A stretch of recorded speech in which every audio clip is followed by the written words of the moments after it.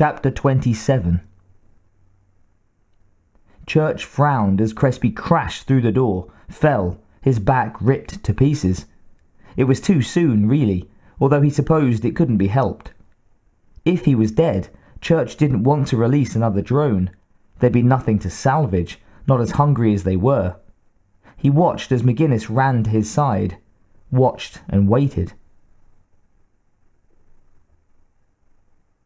"Crespi! Tony!" She crouched down, a tight glance around the newest corridor. No drones, back to him, feeling sick and afraid, feeling like her earlier terror was nothing to what she was experiencing now. Crespi lay face down, unmoving, the back of his shirt bloodied and shredded from the shoulders down to the bottom of his spine. "Please don't let him die. Don't leave me alone here." She pulled off the last of her tattered sleeveless overshirt, folded it, and then looked for a place to staunch the blood flow. There was so much, it was impossible to tell where the worst was, where to put the compress. He moaned, stirred, then winced in pain. "You're hurt. Shh, lay still," she said, and placed one hand against the back of his head, stroked the dark, short hair there, feeling desperately frightened and not knowing what to do anymore. "He's going to die, soldier. You both are, if you don't keep moving." She knew it, but couldn't make herself stand, wouldn't. She wouldn't leave him to die alone.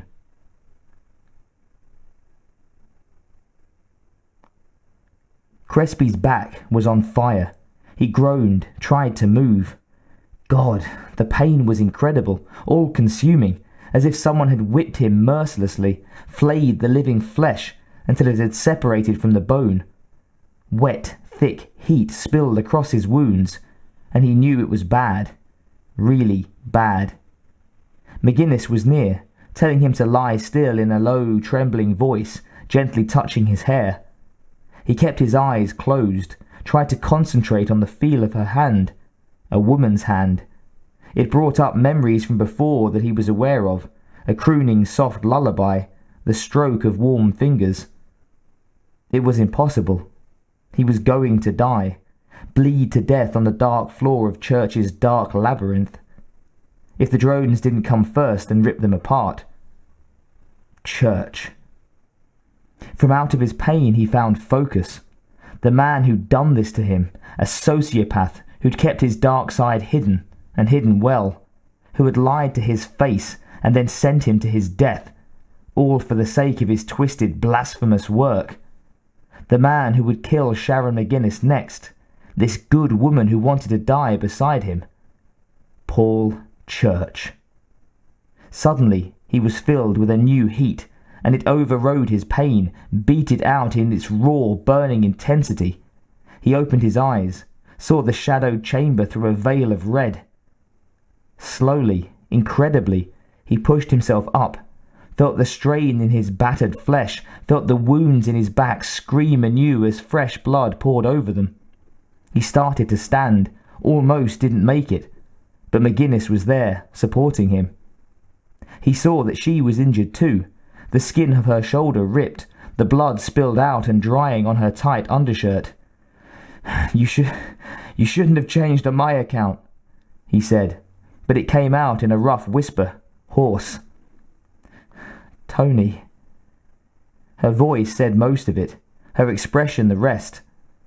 Concern, fear, confusion, and pain. He managed to smile as best he could. I'm fine, and I'm going to get us out of here." They started through the dim hall, and Crespi started to look for a way to end it. Church was a dead man. Church grinned, silently applauding Crespi's struggle. Such determination. It was amazing. How one could still hope, even knowing that hope was all they had. He frowned, remembering all too well how hard that could be. Dark, reeking tunnels, dark paths, dark mind. "Paul!" His mother's scream and hope. Only hope. The scalpel enters cold flesh. Suddenly, He didn't feel like playing anymore. He sighed, disappointed that it would be cut short, but it was best. Like it or not, part of him was still human, could still relate to some of the display. It was a weakness, to be sure, but he could not deny it. It was over. Goodbye, Dr. Crespi. Goodbye, McGinnis. It's been interesting. With that, he punched the button to release the final drone.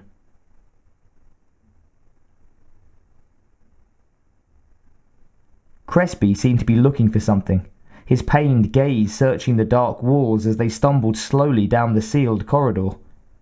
She was stunned and relieved that he could still function, could still move at all, but it wouldn't last long. Whatever was driving him to continue. His back was torn open, the muscles clawed to tatters. A slick trail of blood flowed and followed from them, pattering thickly, the back of his pants soaked with it. This part of the labyrinth had no exit. It seemed that the door at the opposite end was sealed. It was lit darkly from another opening overhead, at least a meter beyond their reach, the light murky and shadowed. With a low grunt, Crespi started to kick at the wall, at the bolted electrical shock circuit. It was a small device, a little bigger than her fist perhaps, and torn from the cords, it was useless as a weapon. "Help me," he breathed, and stopped, his breath low and ragged, his waxen forehead beaded with sweat. She kicked at it, hitting at the supporting metal bar with the heel of her boot. They alternated, both of them sweating now, grunting with exertion. Crespi was kicking hard, his face livid now, beating at the straining metal with almost superhuman strength. He started to mutter, spitting out words with each impossible kick. "Church wants to show us. I'll show him." With a final rending crack, the support bar clattered to the ground, the metal bent away at one of the heavy screws. The electrical cord was still tacked to the wall, but it hissed angrily at them, spit out tiny blue sparks from the small break they'd caused.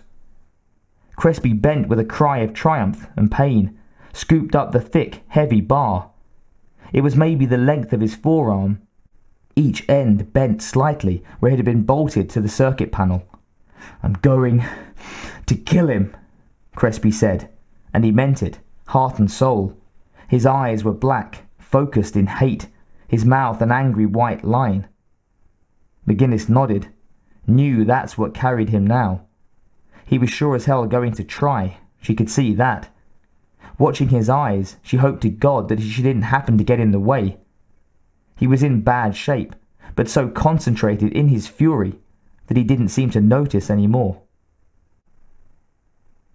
She looked back at the sealed door behind them, then to the one ahead. Where to now? Crespi started to respond, but she never found out what he meant to suggest. From overhead, a shriek, the running clatter of a drone's movement, close. Crespi raised the metal bar, faced the hole in the ceiling. "Get back," he said, his voice commanding, powerful. The clattering heavy steps louder now. A shadow fell across the opening, blotting out the already dim light. A strange, chittering sound, then an expectant, greedy hiss. It dropped down into the corridor, ready to attack, its body tensed in a crouch, about to pounce. And Crespi stepped in to meet it, eyes burning. He swung the bar, a cry of pure rage erupting from his throat, aimed for the drone's gleaming, slick head, his whole body following through. Smack! The metal connected solidly, cracked against the long skull with a wet sound, its blood spewing. "No!" McGinnis stumbled back, screaming. The door at the end of the hall slid open as the drone shrieked, a bubbling, thick sound, its fluids a sizzling gush, poured across the metal bar, the walls, and onto Crespi. Incredibly, the drone turned and ran through the open door. Crespi crumpled to the floor.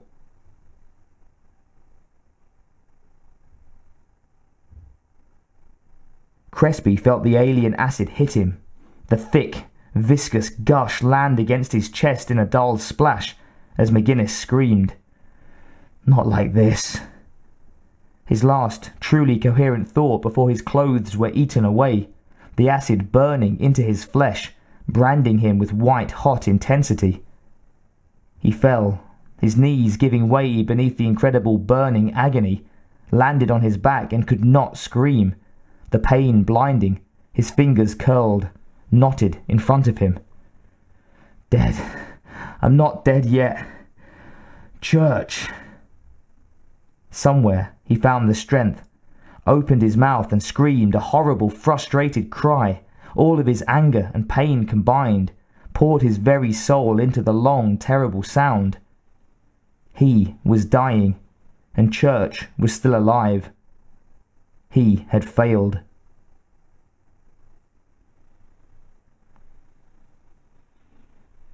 McGinnis covered her face with her hands at Crespi's tortured cry, the tears springing unbidden to her eyes. Such torment in that awful sound, such bleak despair. She stumbled to him, careful even in her grief to avoid the hissing splatters of acid, knelt beside him. He was still alive. Church's experiments must have done something to their defense mechanisms, weakened their blood. She hoped blindly for one agonizing second that he could survive, could be saved. It's not as bad as it looks. It can't be. He can make it.